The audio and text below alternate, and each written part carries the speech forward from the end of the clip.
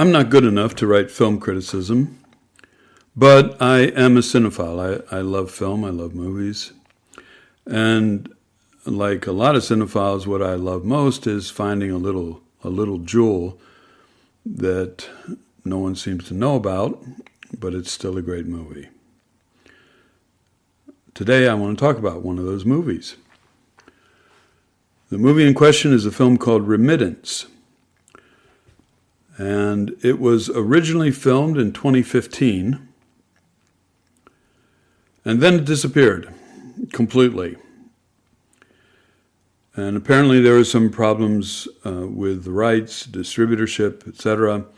It was released again in 2024, which is how I found it. And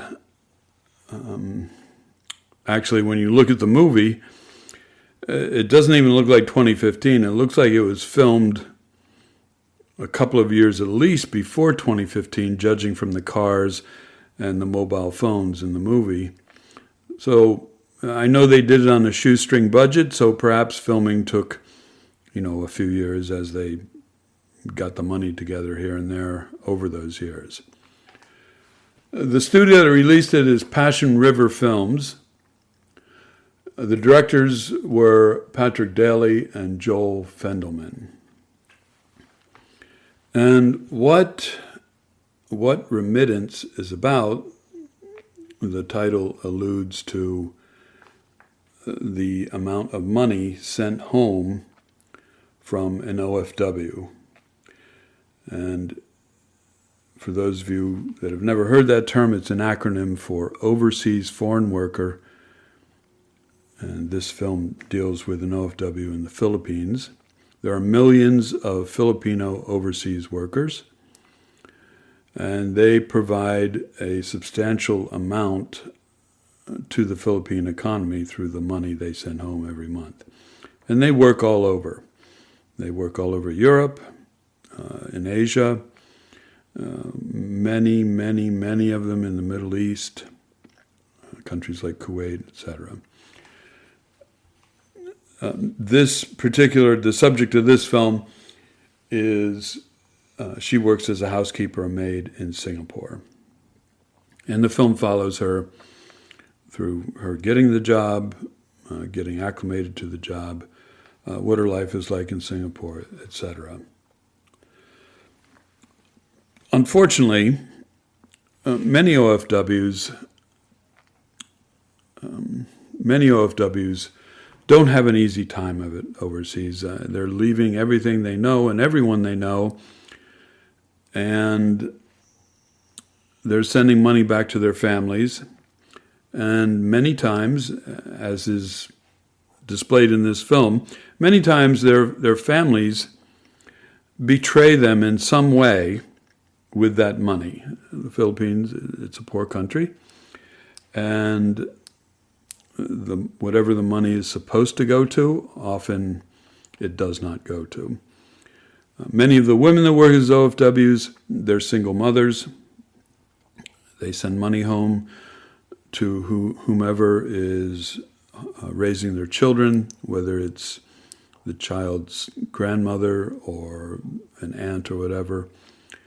And that money is not used specifically for that purpose. So let's say she sends 1,000 USD home, and maybe they spend 200 a month on the kids and private school and feeding them, etc. And they just keep the rest, and they feel completely entitled to it. Completely entitled, like that is exactly right. That this poor woman should support not just her family, but their whole, her whole family too, her brothers, her sisters, her mother, her father.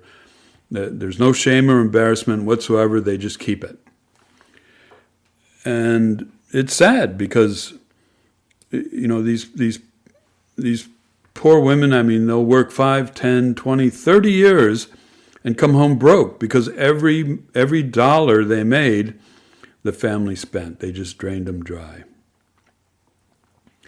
And this happens. I mean, I'm married to a Filipina. She has relatives and friends that are in this situation. This is very, very common.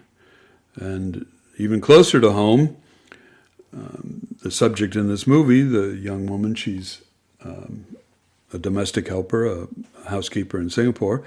And my sister-in-law, who is also Filipina, she was a housekeeper in Singapore for years before she met my brother.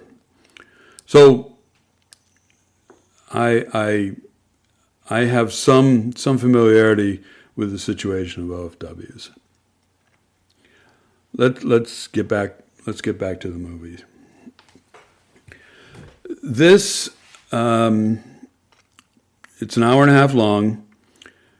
It's written well. You can tell whomever wrote it knows their subject. There were a couple of writers on the film. They know their subject. It's got some great acting, a great script. The directing is spare, so it's just enough, and it's very good. The directing is very good. No complaints there. I think you'll like this movie. I think it's well worth the investment of time. Again, it's not a popular movie, but just because a movie's popular doesn't mean it's good. And just because a movie is good doesn't mean it's popular. It doesn't work like that.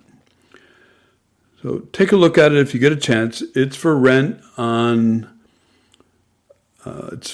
know, on Fandango.